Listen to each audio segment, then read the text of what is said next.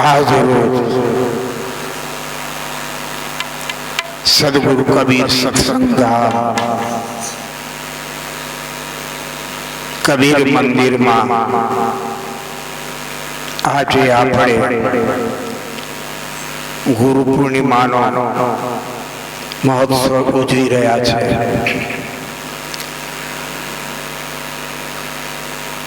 આજે અષાઢ સુદ પૂર્ણિમા એટલે ગુરુ પૂર્ણિમા કહેવામાં આવે છે। એને વ્યાસ પૂર્ણિમા પણ કહેવામાં આવે છે। આમ આજે ગુરુ પૂર્ણિમાના અવસરે દરેક શિષ્ય વર્ગ સત્સંગીઓ ગુરુ દરબારમાં જઈને એમની સેવા પૂજા ભેટ જે કંઈ ધરી અને પોતાના જીવનને ધન્ય બનાવે છે। કારણ 11 મહિનાની અંદર જે પૂર્ણિમાઓ આવે છે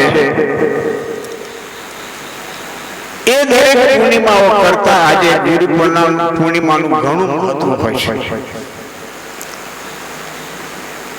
કારણ કે આ જગતની અંદર, આ સંસારની અંદર ગુરુ સિવાય આ જીવાત્માનો કોઈ ઉદ્ધારક નથી। ગુરુ છે એ પોતાના શિષ્યને ભલું કરવા માટે, એનું કલ્યાણ કરવા માટે શિષ્યના જીવનમાં પ્રકાશ લાવવા માટે ઘણી મહેનત કરે છે। આ સાચા ગુરુની વાત છે। બાકી આ સંસારની અંદર ગુરુમાં તો સસ્તા ભયા કોડી કેર 50 अपने तन की खबर नहीं शिष्य करण क्या। आ जगत ની અંદર ગુરુ તો ઉભરાય છે પણ સાચા ગુરુ તમને જીવનમાં મળવા દુર્લભ અને એવા ગુરુ શિષ્યની પણ ખોજ કરતા હોય છે। ધ્યાન રાખો એવા કોઈ પાત્ર સુપાત્ર મળી જાય અને એની અંદરમાં ગુરુ પોતાની જે કઈ કલા છે, વિદ્યા છે, અર્પણ કરીને એને પોતાના જેવું બનાવી લે। કેવું બનાવી લે? પોતાના જેવું બનાવી લે। એ સાચા ગુરુનું લક્ષણ છે। એટલે સદગુરુ કબીર સાહેબ કહે છે, ગુરુ અંધિયારી જાણીએ રૂ કહીએ પ્રકાશ। गु अंधेरी जाने रू कहिए प्रकाश, गु प्रकट करे गुरु नाम है। शीशे ना अंतर में रहेલું અંધારું યાને અજ્ઞાન, અજ્ઞાન વગરનો જ્ઞાન વગરનો માણસ કેવો હોય? ઓંધળો હોય। આંખો છતાં માણસ અંધારામાં મારે, प्रकाश ना थाय ત્યાં સુધી અને વસ્તુ નજરે પડતી એટલે અજ્ઞાન રૂપી અંધારું દૂર કરીને જ્ઞાન રૂપી પ્રકાશ અને દીપક હરગાવે છે અંદરમાં। એ દીપક જ્ઞાનની અંદરમાં શિષ્યને જે જન્મોજન્મથી ખોજી રહ્યા છે એ નહીં મળતી અને આમાં પરખાવી દેશે। એમાં અનમોલ વસ્તુ રહી છે, એની અંદર જગતના તમામ ખજાના નિશ્ચિત થઈ છે। શું આપણે ગુરુ બક્ષી દેતા છે? જ્ઞાનના ભંડાર। એ ભંડાર કયો છે? આધ્યાત્મિક જ્ઞાનનો ભંડાર, सांसारिक ज्ञान नहीं। संसारનું જ્ઞાન આપવા તો આ જગતમાં ભરપૂર છે અને તમને એવા પ્રલોભન પણ આપી દે છે। આવા રીતનું એટલે જેવા તેવાનું કામ નથી ભાઈ। ગુરુ પૂરા શિષ્ય સુરા।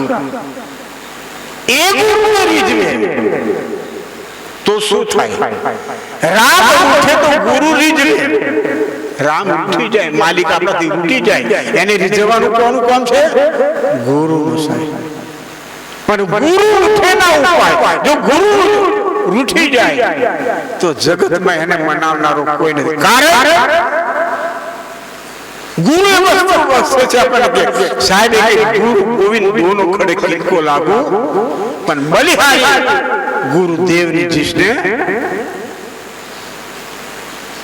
જે સ્વપ્નમાં પણ આપણને ના ખ્યાલ ના દર્શન થાય, એનો દર્શન કોણ કરાવે છે? ગુરુ કરાવે. એની કૃપા થઈ જાય. વિભુ દર્શન જય જયકારી છે.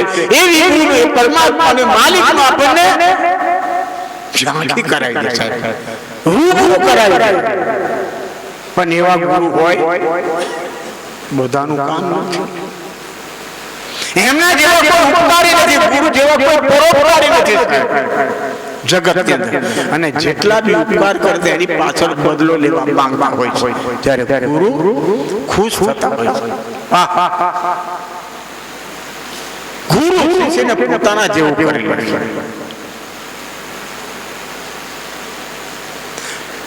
पारस और संत में बड़ो अंतरो जान. पारस और संत में बड़ो मोटो अंतर है साहब. बड़ो अंतरो जान. वो लोहा कंचन करे અને वो કરી લે આપ. પણ તમ એવી શિષ્યમાં પણ એલી ધગસ હોવી જોઈએ. એમને થતું નથી. આપણે તો મીઠું મીઠું લાગે, આપણને સારું લાગે. અમને કીધું ને મીઠા મીઠા સબ કોઈ પીએ, કડવા ના પીએ કોઈ. જો કેવું કહી દે અને અંતરમાં લાગી જાય, લે આ તારી કંઠી ને હું આચાઈ, એનું કોમ નથી ભાઈ.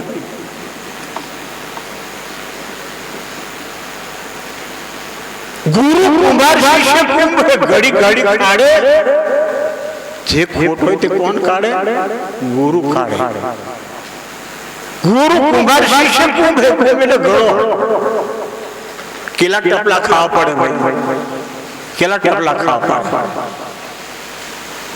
આજે કોઈ ટપલું ખાયું છે ખરું? નહીં ભાઈ. અરે ઘણા એમ કે મને તો ગુરુ મહારાજ કીધું નથી એટલે આજે ભોજનમાં કોઈ નહીં જવું. તમે સવારમાં બધા દર્શન કરાવો, પૂજન કરવાઓ છો, પણ કોઈને એમ કહેવાય ના કે ભાઈ આજે આવજો, તો તેને ખોટું લાગી જાય. અને કોઈને કીધું ભાઈ આવજો, તો પેલા એને કીધું મને ના. ગુરુના ઘરના આમંત્રણની જરૂર નથી સાહેબ, યાદ રાખો. ગુરુના દરબારમાં જો કાર્યક્રમ હોય, સત્સંગ થતો હોય, ભજન થતું હોય, તો આપણે નિમંત્રણની આશા નહીં રાખવાની. તમારો હક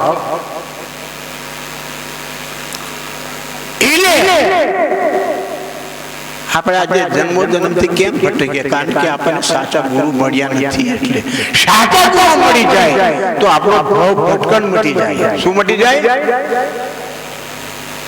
કઈ રૂપિયા ખજાના નહીં મળે ભાઈ. રૂપિયા ખજાના તમારા ભાગ્યમાં છે, તે જ મળવાનું. ભક્તિ કરશો તોય મળશે અને નહીં કરશો તોય મળવાનું. મળે છે. કસાઈ કઈ ભજન કરવા જાય, બકરો મારે તો એને રોજી મળે છે. કારણ કે આગળના જન્મનું પુણ્ય છે સાહેબ, એનું પ્રારબ્ધ કે થયેલું છે. એટલે કોઈને ખબર પડતી. એવું નહીં મળે કે મેં આ ખોટું કર્યું મને મળે, એવું ને. આ તો તારું પુણ્ય તને મળે, પણ હમણાં કરે એનું એ કર્મ બંધનમાંથી મુક્ત કરનાર કોણ? ગુરુ, સદગુરુ.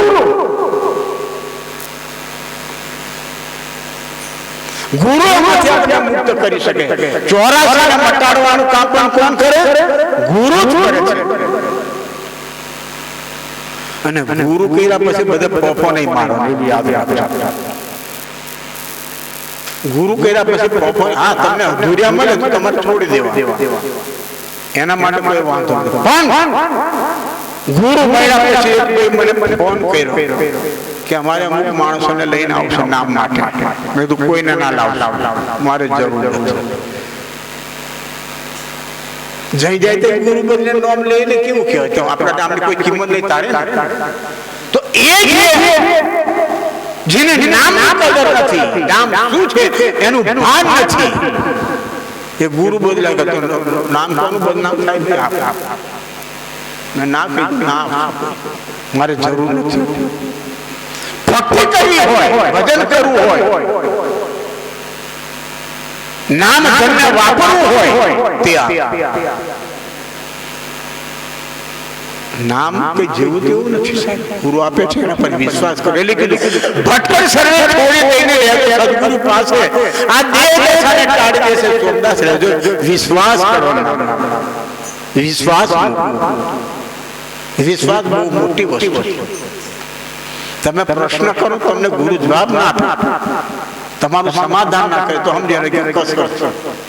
પણ તમારું સમાધાન થઈ જતું હોય, નિરાકરણ થઈ જતું હોય, સાચી વસ્તુ સમજાઈ જતી હોય તો દોડવાની જરૂર ખરી નહીં. એ ગુરુનું કામ છે. ગુરુ તમારી 84 પળમાં મટાડી દેશે, પણ ક્યારે? નારદ મુનિ દેવ સભામાં બેસતા, નારદ મુનિ દેવ સભામાં બેસતા, સત્સંગ થતો, બધું તો ચર્ચા થતી અને દેવ સભા વિખરી જતી.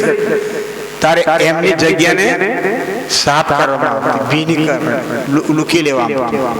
એટલે નુગરો બહેન એ જગ્યાએ અપવિત્ર થઈ જાય. તારામાં તમારામાં નુગરાના એવા ગુણ આવી જાય. 5,000 પણ નુગરો મિલના કોઈ એક નુગરો ના મળવો જોઈએ, યાદ રાખો. પણ કંઠે બોલવાથી સુગરો થતો નથી ભાઈ. ગુરુના વચનને માનવું પડે. શબ્દ ના માને છો નુગરા. સાહેબ એવું કીધું, જે શબ્દને જ ગ્રહણ કરતો હોય એ નુગરા જેવો છે, કોઈ ફેર નથી. એની જગ્યાને સાફ કરી નાખે, લીપી નાખવામાં, ખોદી નાખીને પાછું બાટો ખોરીને પૂરી. હવે તો દેવ સભામાં કોઈ જમીન છે પણ આ તો રૂપક છે. સમજી, મહાન પુરુષો આ રૂપક દ્વારા આપણને સમજાવે છે. એટલે એક દિવસે ભગવાનને પૂછે છે, વિષ્ણુ ભગવાનને પૂછે, પ્રભુ આ મારી જગ્યા કર, તમારી બધાની કોઈને મારી ભીની કેમ? તાકે નારદજી ખોટું ના લાગે, તમે નુગરા છો, તમે ગુરુ નથી કર્યા. गुरु की भक्ति में घर पर उगेश्वर गुरु की भक्ति में लागे हर किसे कहे कबीर भाई कहते फे दिया सुखदेव फ्री पासु जाओ. सुखदेव ने मृत्यु लोक नारद के प्रभु तो तमारू मानस पुत्र छो, मारे गुरु करवा देવું જરૂર. તારે વિષ્ણુ ભગવાન શું કહે? કૃષ્ણ એટલે વિષ્ણુ તો અવતાર ને, વિષ્ણુ તો કૃષ્ણ ગયા દુર્વાસાસુરના પાયે ભક્તિ જબ તારણ કરે. મારે ગુરુ કરો તો કોણ ભાઈ? શિવજી ને ગુરુ સેવા કીના આવે છે.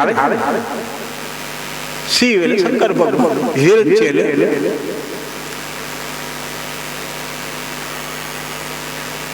વિષ્ણુજી બ્રહ્મા. શિવ વેદ ગુરુ સેવા કીના અગમ નગમ સભી કિંદર, બધાને ગુરુ કરો પડે. કોઈ નો કે મારે ગુરુ કોણ ભાઈ? તારે ગુરુ કરવા પડે. તાકે એમ તાકે કોને ગુરુ? જાવ મૃત્યુ લોકમાં, મૃત્યુ લોકમાં જાવ ને હવારમાં જે મળે એની જોડે તમારે ઉપદેશ લઈ લેવાનો. આ હોય કસોટી નથી, પરીક્ષા હતી. નારદ વિધિ દિવસ સવારમાં મૃત્યુ લોકમાં આવી એક દરવાજાથી પહે છે તો હાબુ કોણ બોલે? ડિમ્બર એટલે માછલી બાર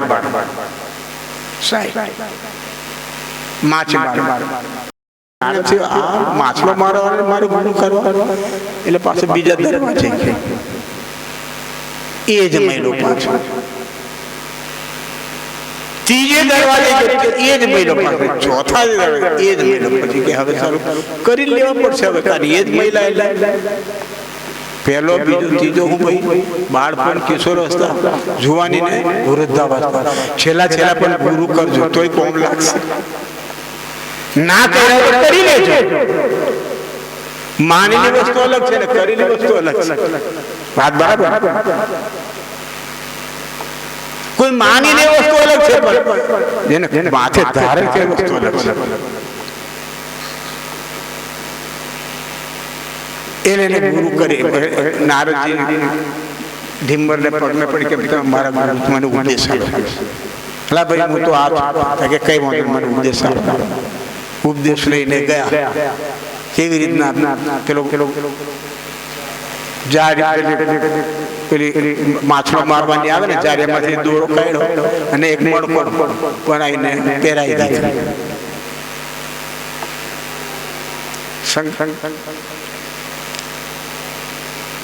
નારદજી તો ખુશ થતા જાય ને ભગવાન પૂછે ગુરુ કર્યા કે પ્રભુ કર્યા પાછો માથું કર્યા પણ કે જેવા ગુરુ જેવા તેવા જાતે 84 લાઈ. આ તો સારું ધર્મ કરતા દાળ પડી. આ તો 84 લાગી ગઈ. આ બધા રૂપકો છે ભાઈ. બને આપણે ખબર ભજન હોય નારદ મુનિના ગુરુ ઢીંબર લખરે 84 નો ફેરો એટલે લખેલું છે, એમાં કોઈ બે વાત નથી. આપણે એનો આધાર લઈને ચાલવાનું છે આપણા જીવનને બનાવવા માટે. બીજું જે હોય પણ જો આપણે દ્રષ્ટા લાગુ પડતો હોય તો આપણે એને સ્વીકારી લઈએ. તને 84 લાગી પ્રભુ હવે કે જા તને તારા ગુરુ છોડાવશે કે એ મારા હાથમાં નથી. મારું કામ તો જન્મ આપવાનું અને 84 માં સંસાર છોડવાનું કામ ગુરુનું છે. એટલે સાહેબ હરિ હરિ પાત્ર જાણ્યા તે માનસ કરતા પણ ગુરુ કૃપા તને જાણ્યા છોડાવે. ગુરુ શું કરે છે? સંસારમાંથી છોડાવે. ભગવાન જન્મ આપે એક 84 છોડાવી એનું કામ જ જન્મ આપવા અવતાર એટલે એવા ગુરુ આપણને એમાંથી સંસારમાં છોડાવે એનું નામ ગુરુ. સંસારમાં લાવે એનું નામ ગુરુ કહેવાય. એ કેવા લબ્બાડી ગુરુ કહેવાય. એવા ગુરુની જરૂર પેલો તો આવ્યો અને પગે પડીને કે છે મેળા એટલે પગે પડીને કે છે મેં તો ગુરુ કર્યા પણ જેવા તેવા મને 84 લાગી. ગુરુ મારે હવે મારે શું કરવું?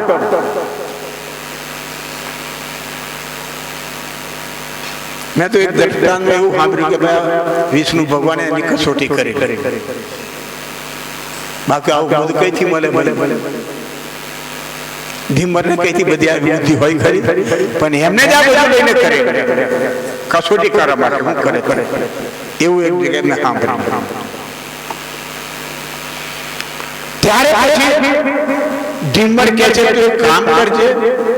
ભગવાનને કીધું 84 કેવી હોય? 84 કેવી હોય? અને પછી ચિત્રે આ 84 એવું કે નારદ તમને કે આ 84 એટલે તમારે આરોટવા મળે.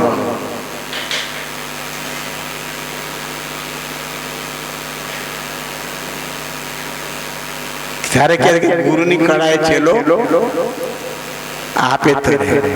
ગુરુને હો તારે ને ચેલાને હો ચેલો પોતે તરી જાય.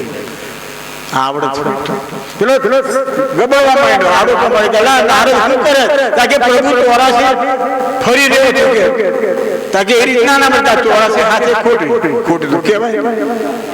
નકશો બનાવેલો મકાન. નકશામાં તો ખબર પડે મકાન કે પણ જે જાણકાર છે એને ખબર છે કે આ દરવાજો બારી છે, આ દાદરો છે, આ જાદુ છે, બાથરૂમ એને ખબર પડે. એટલે હાથી કે 84 મટી ગઈ. વાહ વાહ, આ ગુરુનું કામ છે.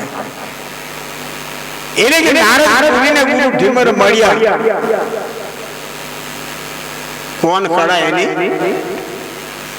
84 નો ફેરો પલમે મટાડ્યો. ગુરુએ એક પલની અંદર એ ગુરુની તાકાત છે. 84 છોડવાનું કામ ગુરુનું એક પલની અંદર છોડાઈ દે. આ ગુરુનું કામ છે. એવા સાચા ગુરુનું આપણે શરણું સ્વીકારીએ તો એના જેટલા ગુણ ગાઈએ એટલા ઓછા છે. કારણ એની કૃપા થાય. ગુરુની કૃપા अनंत है. अनंत गुरु की कृपा अनंत है. अनंत किया उपकार અનંત લોચન ઉઘાડ્યા અનંત દિખાવનહાર એ અનંત જો કોઈ અનંત ખોલી પડે આંખથી દર્શન થાય કૃષ્ણ ભગવાને અર્જુન હાથે રહેતો કૃષ્ણ ભગવાને અર્જુન ઓળખી શક્યા નથી પણ જ્યારે એમને દિવ્ય ચક્ષુ આપી અનંત ચક્ષુ આપી